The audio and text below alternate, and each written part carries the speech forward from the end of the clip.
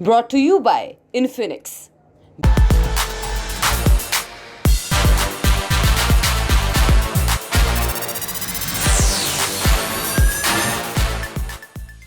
सहारा group की multi state cooperative societies यानी कि MSCS में पैसा लगाकर पछताए निवेशकों को बड़ी राहत मिली है। सुप्रीम कोर्ट ने सरकार को सहारा सेबी फंड से इन लोगों को निवेश का पैसा लौटाने की अनुमति दे दी है।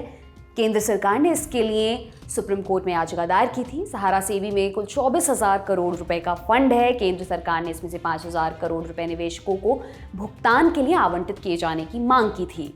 इंडिया टुडे से जुड़ी अनीशा की रिपोर्ट के मुताबिक सहारा ग्रुप की MSCS में पैसा लगाने वाले निवेशकों की संख्या 1 करोड़ 10 लाख से भी ज्यादा है। इन लोगों ने अपने जीवन भर की बचत को सहारा चिटफंड कंपनियों और क्रेडिट फर्म्स में निवेश किया था, लेकिन उनका पैसा डूब गया। इकोनॉमिक टाइम्स की रिपोर्ट के मुताबिक दरअसल पिनाक पानी मोहंती नाम के एक शख्स ने इस मामले में केंद्र सरकार को जनहित याचिका भेजी थी। उन्होंने याचिका के जरिए सरकार से कहा था कि सहारा ग्रुप में निवेश करने वाले लोगों को उनका पैसा लौटाने की दिशा में कदम उठाए जाएं।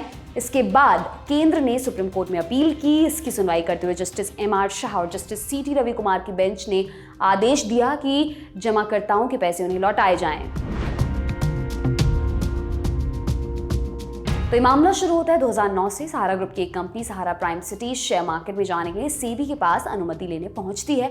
सेबी यानी securities and exchange board of India. काम है शेयर मार्केट में होने वाली गड़बड़ियों को रोकना, कंपनियों से नियमों का पालन कराना और निवेशकों के हितों की रक्षा करना। सितंबर 2009 में सहारा प्राइम सिटी सेबी को IPO लाने के लिए DRHP भेजती है।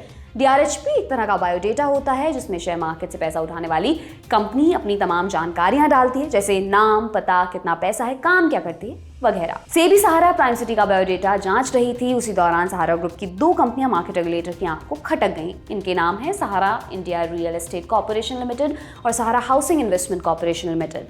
सेबी को लगा कि इन्होंने गलत तरीके से जनता से पैसे उठाए हैं। ये सब चल ही रहा था कि तभी सेबी को इन कंपनियों के बारे में एक शिकायत मिली।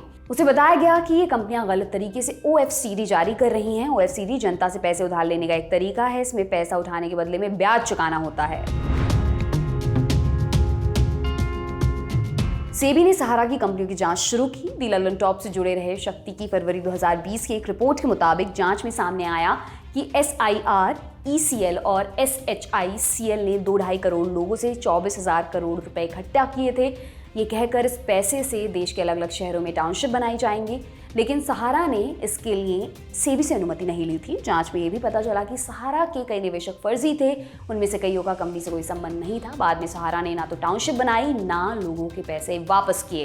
ये गड़बड़ी सामने आती ही सेबी ने सहारा का नया OFCD रोक दिया। उसने कंपनी को लोगों के पैसे 15% ब्याज के साथ लौटाने का आदेश दिया। इसके खिलाफ सहारा ग्रुप के चेयरमैन सुब्रत राय इलाहाबाद हाई कोर्ट गए और सेबी पर केस कर दिया। दिसंबर 2010 में कोर्ट ने सेबी के आदेश पर रोक लगा दी, लेकिन 4 महीने बाद उसने सेबी को सही पाया और सहारा को निवेशकों को भुगतान करने के लिए कहा।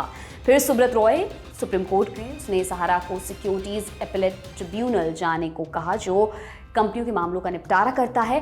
SAT से सहारा को झटका लगा। उसने सेबी के आदेश को सही करार दिया। इसके बाद भी सहारा ने गलती नहीं मानी, सो मामला फिर सुप्रीम कोर्ट में गया, लेकिन यहाँ भी सुब्रत रॉय की सारी कोशिशें धरी की धरी रह गईं। शीर्ष अदालत ने सेबी के आदेश का समर्थन करते हुए सहारा के खिलाफ आदेश दिया। कहा कि लाखों छोटे निवेशकों से जमा हुई करीब 24,000 करोड़ रुपए की रकम लौटा दी जाए। कोर्ट के आदेश के बाद भुगतान को लेकर सहारा की टाल मटोल चलती रही। बाद में अदालत ने कंपनी को 3 किश्तों में सेबी के यहाँ रकम जमा कराने को कहा। इसी को सहारा सेबी फंड कहते हैं। सहारा ने 5,210 करोड़ रुपए सेबी के खाते में डाल दिए, लेकिन आगे के भुगतान को लेकर बहाना बनाया। दावा किया कि बाकी का पैसा निवेशकों को सीधे ही दे दिया गया। इस पर सुप्रीम कोर्ट ने कंपनी को लपेट दिया। उसने सहारा के बैंक खाते और संपत्ति को सील करने का आदेश जारी कर दिया।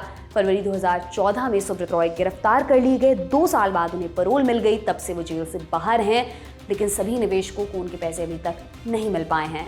अब सुप्रीम कोर्ट ने सहारा सेबी फंड से 5,000 करोड़ रुपए निवेशकों को भुगतान के लिए जारी करने की अनुमति दे दी है।